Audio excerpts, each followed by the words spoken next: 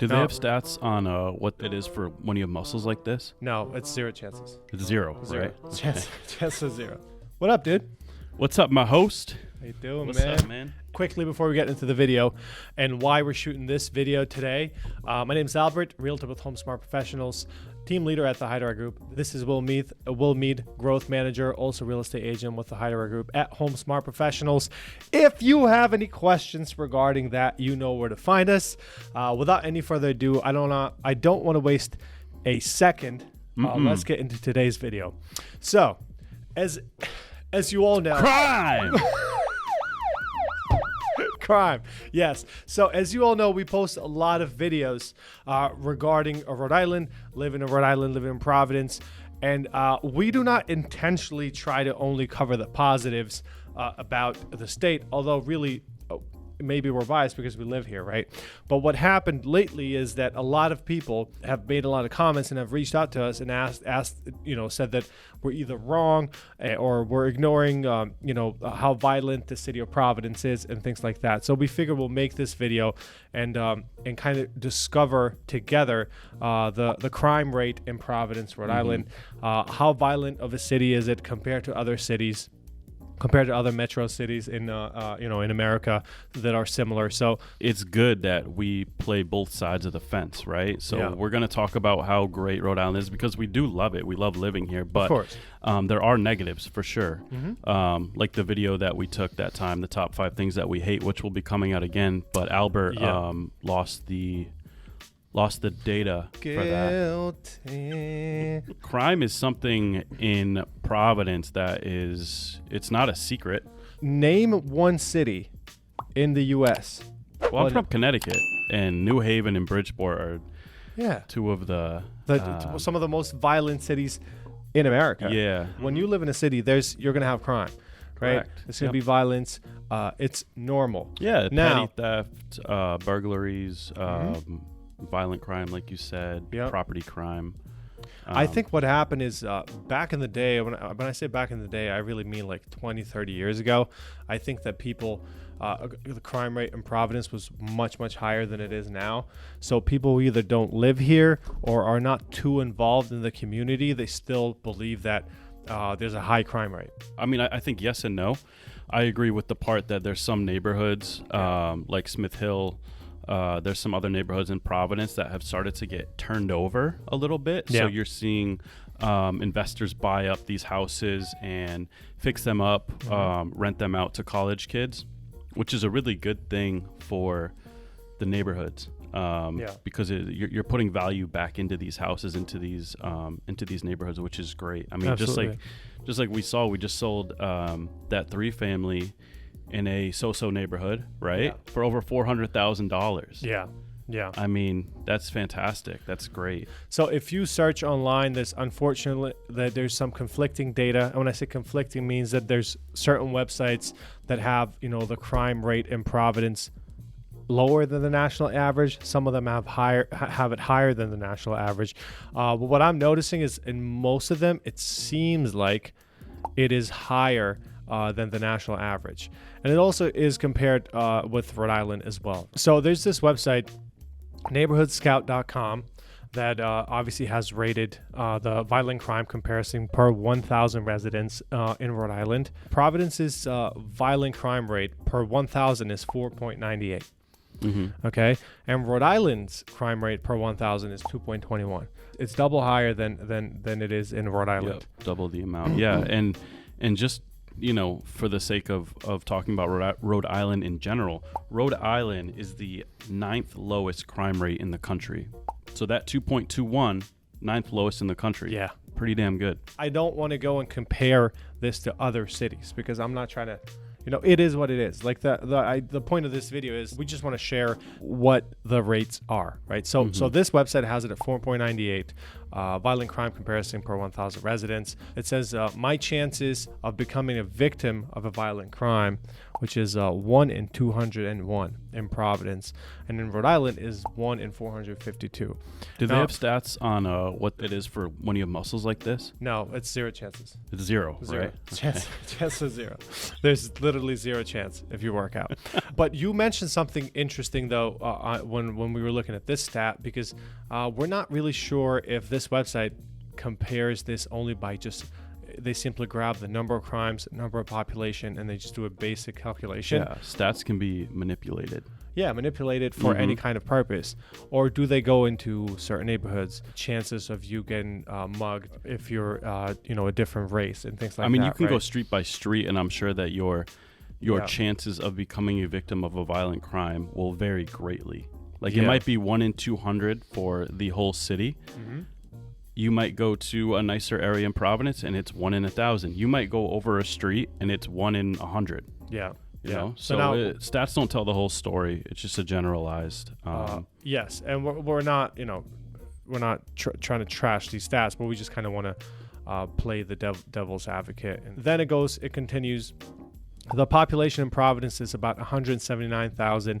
I think it's slightly higher now since this came out. Providence, violent crimes, 13 murders, 241 robberies, and assault was 534 assaults. Rate per 1,000, 0.07. Robbery, 1.34. And assault was 2.97. United States violent crime rate. Okay, so this is actually this is the comparison that we exactly run them off side by side. The rate per 1,000 in the United States is 0.05, and in Providence is 0.07, slightly higher. Just slightly higher. A robbery in the United States is 0.82, and in Providence is 1.34. It's higher. And assault in the United States is 2.5, and it's Providence. In Providence is 2.97. Yeah. All right. Slightly higher. I mean, nothing that you wouldn't expect, though. Exactly. Property crime comparison per 1,000 residents. This is in Providence and then in Rhode Island. This is double compared to, and it makes sense because of how dense the city is compared to the rest of Rhode Island.